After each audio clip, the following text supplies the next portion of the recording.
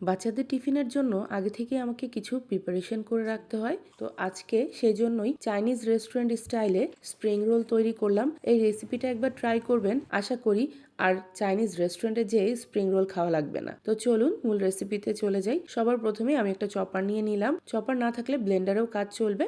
আমি এতে 250 গ্রাম boneless chicken নিয়ে নিয়েছি। এতে 2-3টা কাঁচামরিচ দিয়ে দিলাম, 1 টেবিল চামচ রসুন কুচি, 1 চা চামচ গোলমরিচের গুঁড়ো, 1 চা চামচ আদা বাটা, 1 টেবিল চামচ সয়া সস, 1 চা চামচ ওয়েস্টার সস। এগুলো দিয়ে একসাথে আমি এটাকে কিমা করে নিব। লবণের কথাটা বলতে একদম ভুলে গেছি, পরিমাণ মতো লবণও দিয়ে দিতে হবে। রেস্টুরেন্টগুলোতে স্প্রিং রোল বানাতে তারা কিন্তু কোনো সলিড চিকেনের পিস ব্যবহার করে না, এভাবে কিমাটা ব্যবহার করে। এতে করে খুবই ফ্লেভারফুল হয়। এদিকে আমি প্যানে পরিমাণ মতো তেল গরম করে তাতে একটু পেঁয়াজ কুচি হালকা করে ভেজে নিয়ে সেই কিমাটা দিয়ে দিলাম। এবার এটাকে খুব ভালোভাবে নেড়ে চেড়ে ভেজে নিতে হবে।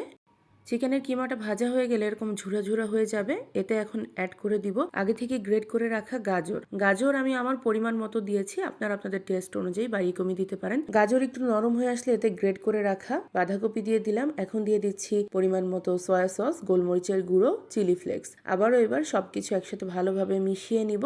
সবজিগুলো ভালোভাবে সেদ্ধ হয়ে যাওয়ার পরে এতে 2 টেবিল চামচের মতো টমেটো কেচাপ অ্যাড করে দিলাম। এবার এটা নেড়ে চেড়ে ভালোভাবে রান্না করে নিব। সবশেষে লবণটা টেস্ট করে একটু অ্যাড করে দিলাম আর একটু ধনিয়া পাতা কুচি দিয়ে দিলাম। আমাদের স্প্রিং রোলের ভিতরের স্টাফিংটা রেডি। এখন এদিকে ময়দা আর পানি দিয়ে একটা পেস্ট তৈরি করে রাখলাম। আর আজকে স্প্রিং রোল বানানোর জন্য আমি ফ্রোজেন স্প্রিং রোল শিট কিনে নিয়ে এসেছি, সেগুলো দিয়েই স্প্রিং রোল তৈরি করে নিব। এই রেডিমেড শিটগুলো যে কোনো সুপার শপেই কিনতে পাওয়া যায়, চাইলে আপনারা বাসায় তৈরি করে নিতে পারেন। কাজের ব্যস্ততার জন্য আমি এবার এই ধরনের শিটগুলোই ব্যবহার করছি। স্প্রিং রোলগুলো কিভাবে তৈরি করছি এটা ভিডিওতে দেখেই বুঝে নিতে পারবেন আশা করি। শিটটাকে আমি কোনাকুনি বসিয়ে এর এক কোনাতে আমি স্টাফিং দিয়ে দিয়েছি, তারপরে অপোজিট সাইডের 2 কোনাতে আমি সেই ময়দার পেস্টটা লাগিয়ে এরপরে এটাকে রোল করে নিয়েছি। তো এভাবে বাকি সবগুলোকে আমি তৈরি করে নিয়েছি। যেগুলো আমি ফ্রোজেন করব সেগুলোকে আমি একটা বাটিতে ভরে ডিপ ফ্রিজে এখনই রেখে দিব। আর কিছু ভেজে নিব আমাদের সন্ধ্যার নাস্তার জন্য। এগুলো ভেজে নেওয়ার বেলায় চুলার আঁচটা মিডিয়াম টু লোতে রেখে অল্প আঁচে সময় নিয়ে ভেজে নিতে হবে।